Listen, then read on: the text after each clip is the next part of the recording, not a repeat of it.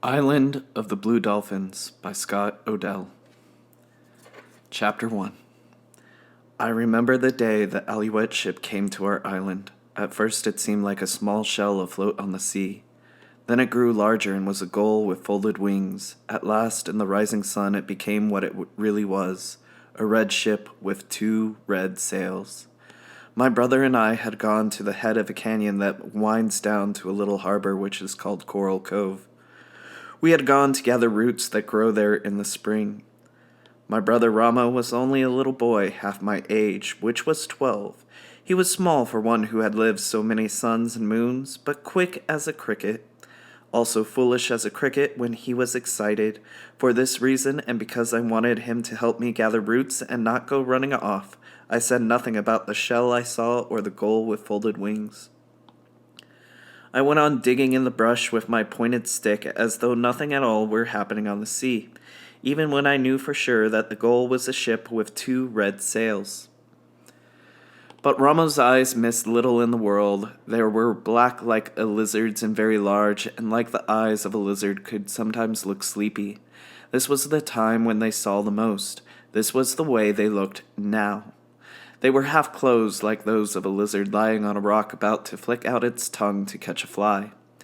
The sea is smooth, Ramo said. It is flat stone without any scratches. My brother liked to pretend that one thing was another. The sea is not a stone without scratches, I said. It is water and no waves. To me, it is a blue stone, he said, and far away on the edge of it is a small cloud which sits on the stone. Clouds do not sit on stones, on blue ones or black ones or any kind of stones. This one does. Not on the sea, I said. Dolphins sit there and gulls and cormorants and otter and whales too, but not clouds. It is a whale, maybe. Rama was standing on one foot and then the other, watching the ship coming, which he did not know was a ship because he had never seen one. I had never seen one either, but I knew how they looked because I had been told. While you gaze at the sea, I said, I dig roots, and it is I who will eat them, and you who will not. Ramo began to punch at the earth with his stick, but as the ship came closer, its sails showing red through the morning mist, he kept watching it, acting all the time as if he were not. Have you ever seen a red whale? He asked. Yes, I said, though I never had. Those I have seen are gray. You are very young and have not seen everything that swims in the world. Ramo picked up a root and was about to drop it into the basket. Suddenly his mouth opened wide and then closed again. A canoe, he cried, a great one, bigger than all of our canoes together, and red. A canoe or a ship, it did not matter to Ramo. In the very next breath he tossed the root in the air and was gone, crashing through the brush, shouting as he went.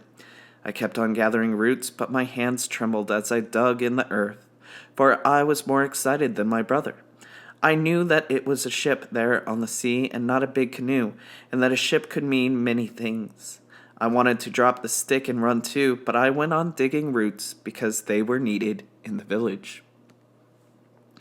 By the time I filled the basket, the Alouette ship had sailed around the wide kelp bed that encloses our island, and between our 2 rocks that guard Coral Cove. Word of its coming had already reached the village of Galasat.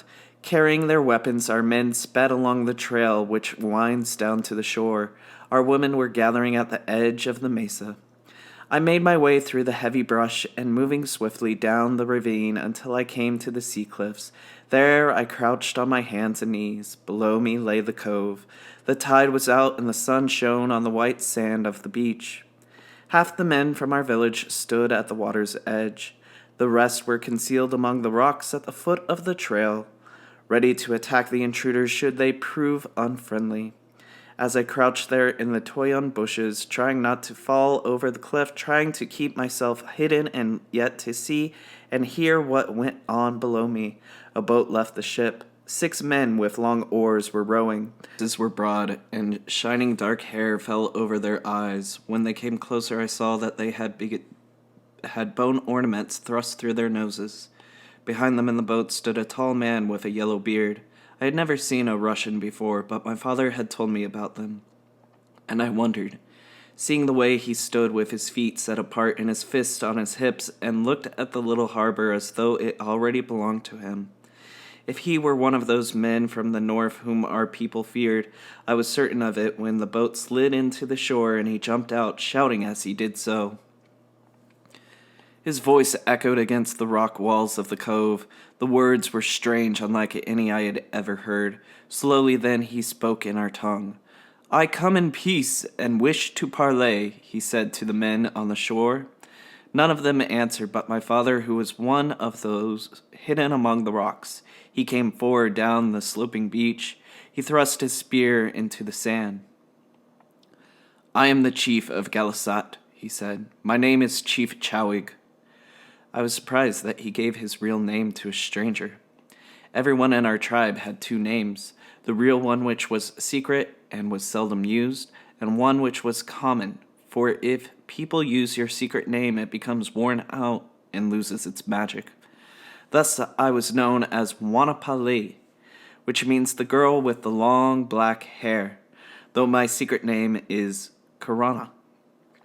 My father's secret name was Chowig. Why he gave it to a stranger, I do not know. The Russian smiled and held up his hand, calling himself Captain Orlov. My father also held up his hand. I could not see his face, but I doubted that he smiled in return. "I've come with 40 of my men," said the Russian. "We come to hunt sea otter. We wish to camp on your island while we are hunting." My father said nothing. He was a tall man, though not so tall as Captain Orlov, and he stood with his bare shoulders thrown back, thinking about what the Russian had said. He was in no hurry to reply because the Alouettes had come before to hunt otter. That was long in the past, but my father still remembered them. "You remember another hunt," Captain Orlov said when my father was silent. "I've heard of it too. It was led by Captain Mitrief, who was a fool and is now dead. The trouble arose because you and your tribe did all of the hunting." "We hunted," said my father. "But the one you call a fool wished us to hunt from one moon to the next, never ceasing." "This time you will need to do nothing," Captain Orlov said. "My men will hunt, and we will divide the catch. 1 part for you, to be paid in goods, and the 2 parts for us." "The parts must be equal," my father said. Captain Orlov gazed off toward the sea. "We can talk of that later when my supplies are safe ashore," he replied. This morning was fair with little wind, yet it was the season of the year when storms could be looked for, so I understood why the Russian wished to move on to our island. "It is better to agree now," said my father. Captain Orlov took 2 long steps away from my father, then turned and faced him. "1 part to you is fair since the work is ours and ours the risk." My father shook his head. The Russian grasped his beard. "Since the sea is not yours, why do I have to give you any part? The sea which surrounds the island of the Blue Dolphins belongs to us," answered my father. He spoke softly, as he did when he was angry. "From here to the coast of Santa Barbara, 20 leagues away?" "No. Only that which touches the island and where the otter live." Captain Orlov made a sound in his throat. He looked at our men standing on the beach and toward those who had now come from behind the rocks. He looked at my father and shrugged his shoulders. Suddenly he smiled, showing his long teeth. "The part shall be equal," he said. He said more, but I did not hear it, for at that instant, in my great excitement, I moved a small rock, which clattered down the cliff and fell at his feet. Everyone on the beach looked up. Silently, I left the toyon bushes and ran without stopping until I reached the mesa.